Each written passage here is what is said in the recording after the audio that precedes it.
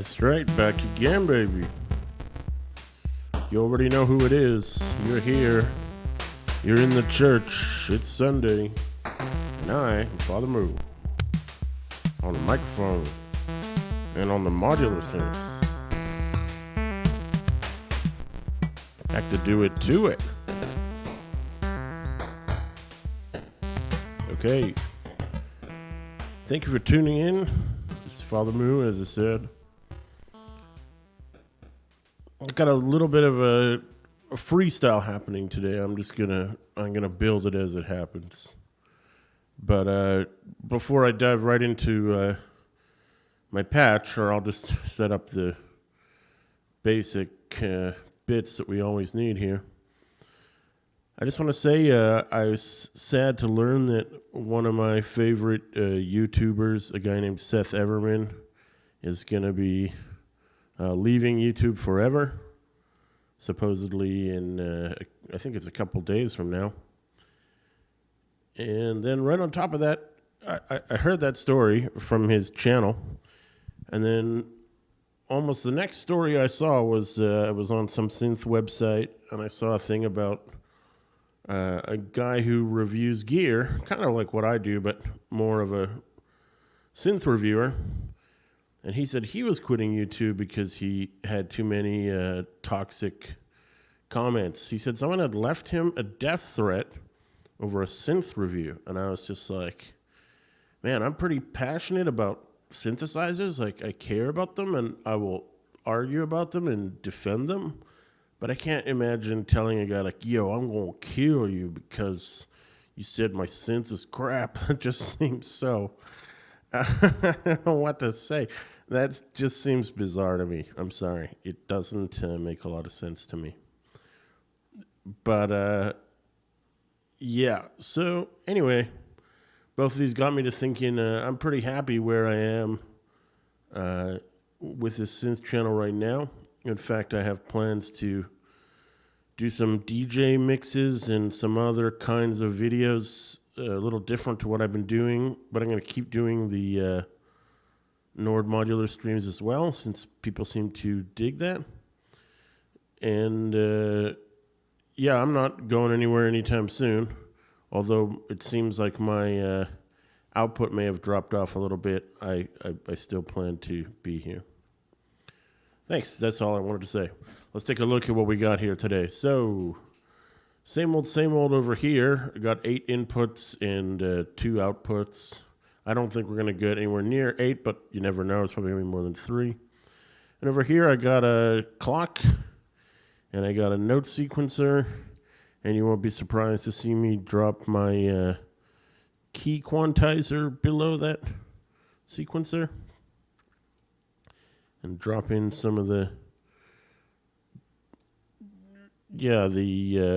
C major pentatonic +1 notes, and drop this down to 32.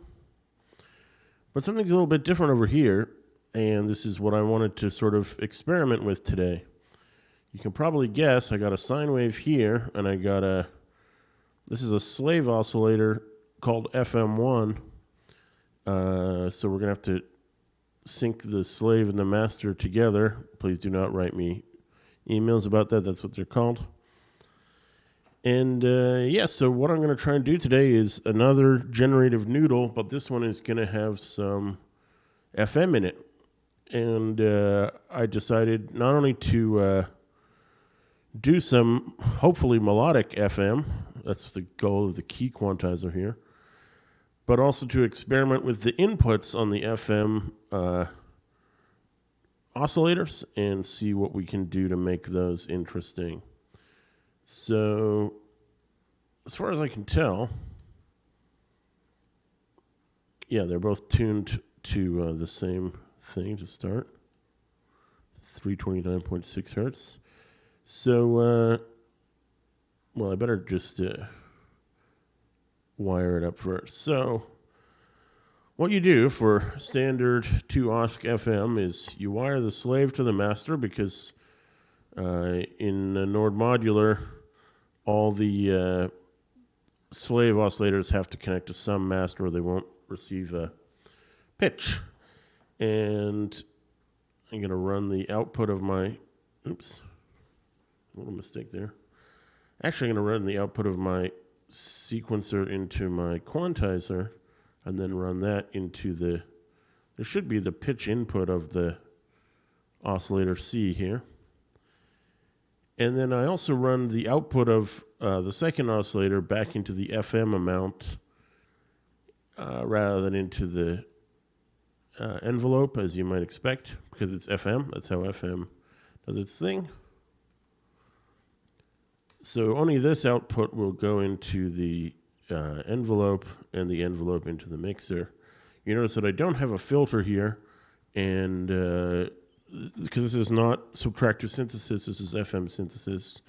We could try using a wave wrapper. I said I was going to experiment with the FM sound. Well, wave wrappers are generally used to process sine waves, although I don't know if they were intended to process FM sine waves or just regular sine waves. I have the feeling it's just regular sine waves. For example, if you own a hardware synth called the Arturia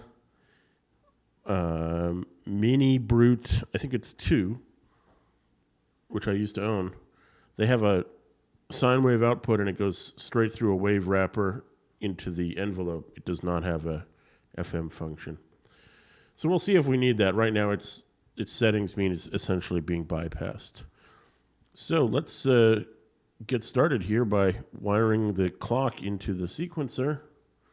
And we're at 16 steps, so I think we'll, at least for now, we'll use the sync and reset buttons to keep it running relatively normally. And I can tell the tempo is too fast already. Let's take it way down. And I need to send the gate output to here. And then I should get some, there it is. There's some notes. Let's make them.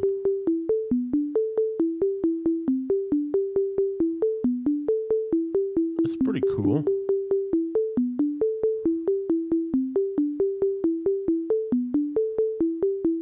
I like the weirdness of that sequence, and I added a 17th step just to make it even odder. Well, right out of the gate, we've got something that does sound melodic. Let's see if we can mess with the FM without completely destroying the melodic nature of what we got. So first of all, I'm going to start by detuning the slaved FM OSC. We're going to need this up a little bit. Oh, okay, it's FMing already.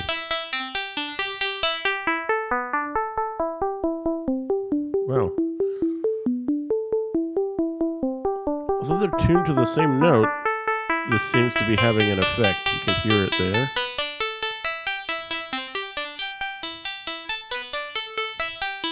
It's pretty cool. Let's try the detuning. Not bad.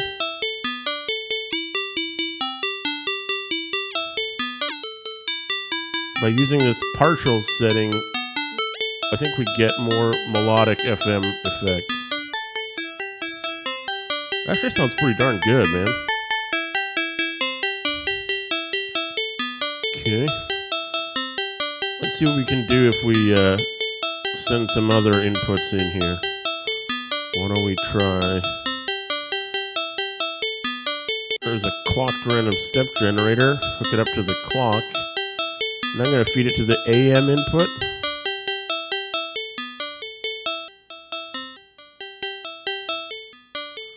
So AM is amplitude modulation, amplitude usually meaning volume. It's an interesting kind of variation there. Let's try...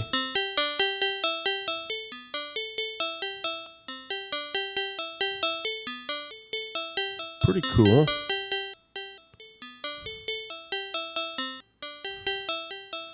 I don't think this is what's supposed to go in here, but let's try it anyway.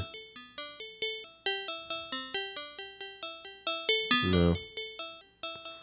It's red and it's looking for an oscillator input. I don't know if this is... I'm just totally freestyling here now. Well, I gotta see if this sounds good.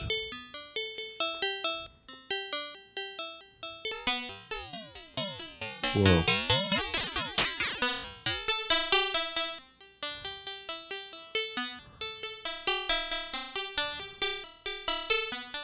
It's pretty odd, to say the least.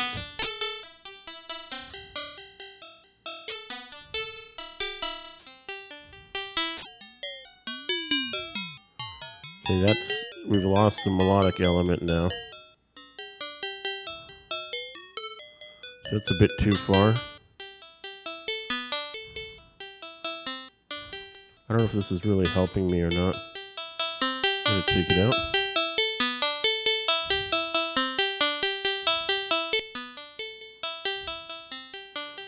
Oh, let's having this plugged into amplitude modulation isn't really floating my boat right now. But I'm going to try plugging it into the wave wrapper, who I almost forgot about. Neat. That's what I'm looking for. Wow. So we got interesting metallic sounding FM, and now we got metallic sounding wave wrapping. I think that's good. I don't know how else to describe it except good. Let's give this guy some drums to go with his noodle.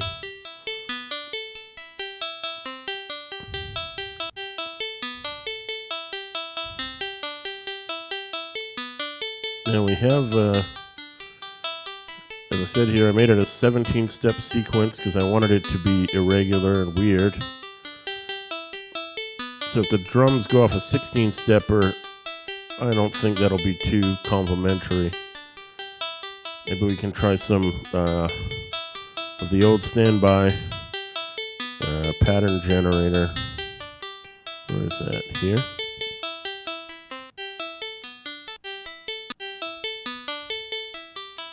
And set them to various offsets from the default. Oh, these also have step amounts, so well, let's get them plugged in and see what they're sounding like. You can adjust the step length later. There's the click. I'm gonna leave the reset out of it for now. Okay. They're triggering, but they're not plugged into the mixer. They don't have presets set up yet, so no sound yet. Let's do them one at a time.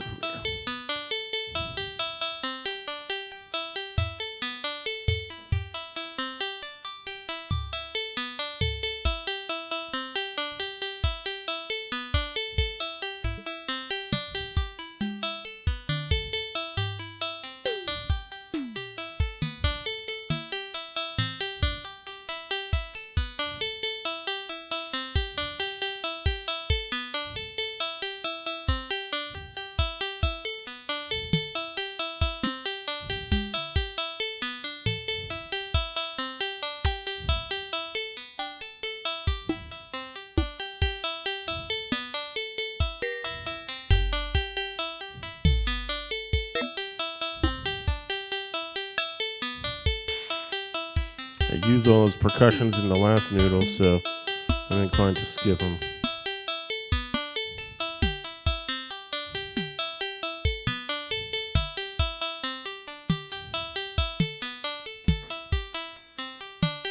Okay.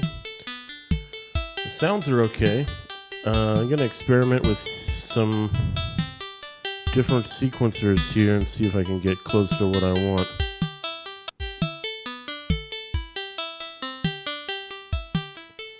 Maybe he should be just a normal 16-stepper, and we'll see what we get out of that. Just disconnect this. I'm going to leave the hat on the generative one and just have the kick and snare be quote-unquote normal.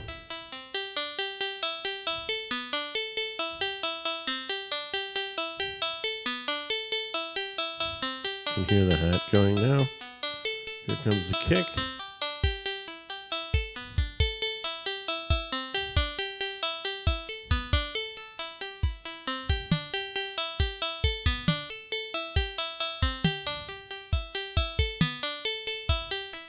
Oh, I know what happened.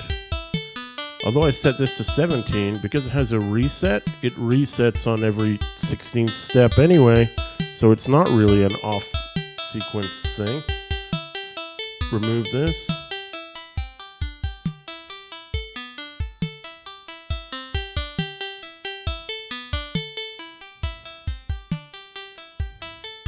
Good, that's better. I kind of can't hear this cymbal. Let's give him a little volume here.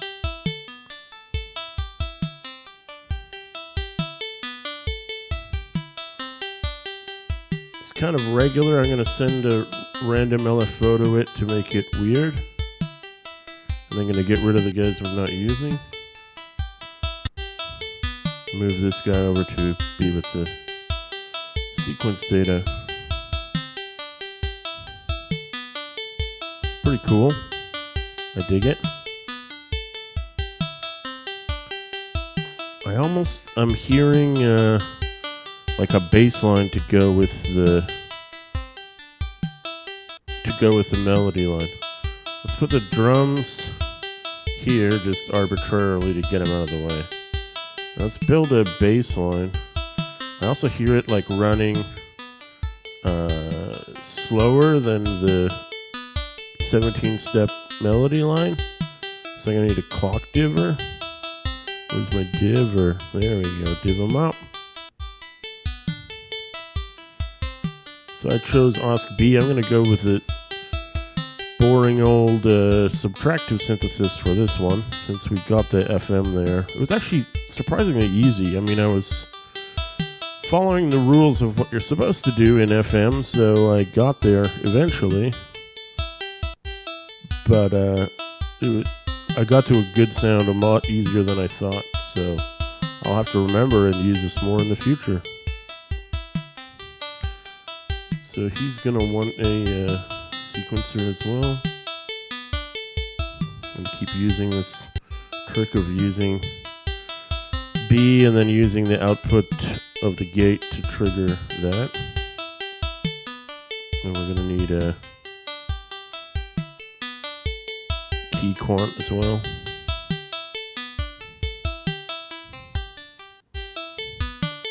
Let's give him a few less notes than the other guy. He's still got a huge range. Let's just leave his range there. We'll use the oscillator to tune him down and keep him tamed. Okay, hook this up and he should be ready to go.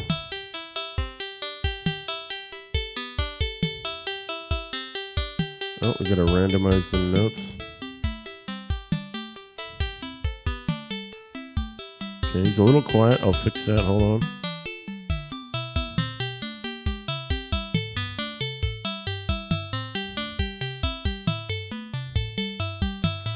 And I forgot to divide his clock by 4. Let's do that now. What did I do wrong here? There we go. This guy goes into here, and clock goes in here.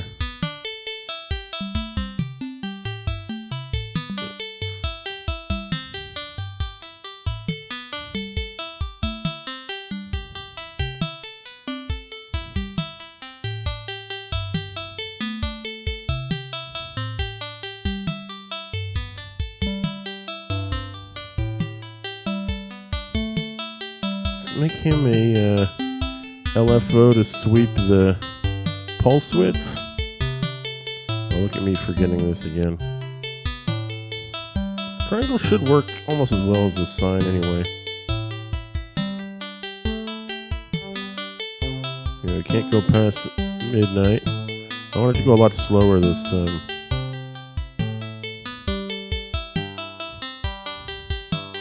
Well, let's give him a clocked LFO for his filter. Where is that? Yep. But let's make sure to run it off the divided clock so it's in time. That's a cool bass line. It's not even really low enough to be a bass line yet.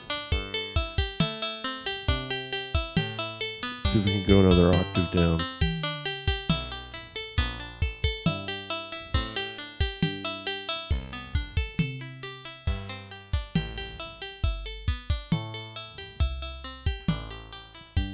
Need a little adjustment of the levels here.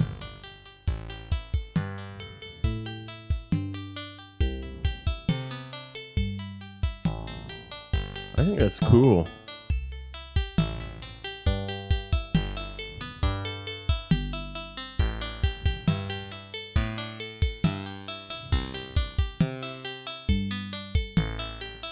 Sounds good. You can really hear, or I can really hear the contrast between the oscillator that's made by subtractive and the ones made by FM. And of course, they're both just so clear on the Nord Modular. I almost made a joke about death threats in Nord Modular, but I realized if I use a D word, YouTube will stop showing my video to people. So, unalive threats is what I'm supposed to call them. That's right. I'm going to go back just before I stop today and see if that amplitude modulation would work again. Give me a bit more variation. There we go. See? Some of the notes stick out and let some of them hide a bit. Not bad. Now we can have a bit of his volume back in the mixer too.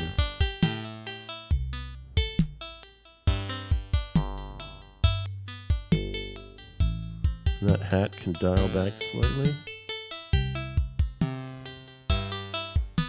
It's neat. Cool little pattern. Not sure, what should I call this one? I'm gonna call this FM for friends, just because I'm in a friendly mood. And yes, I spell it the MFDN way. Currently on patch 88. It's a very lucky number here in Taiwan. Let's save that in the synth. It's a cool patch, man. I probably sound like I think I'm awesome. I don't. I know I'm just a regular moo. But it's a cool patch, man. Let's listen to a bit as we fade out. Just want to say I'll be back again. I ain't quitting the YouTubes anytime soon. Appreciate your support. Appreciate you tuning in to listen to my weird little noodles. And always more content for the content hole. Peace out, Father Moo.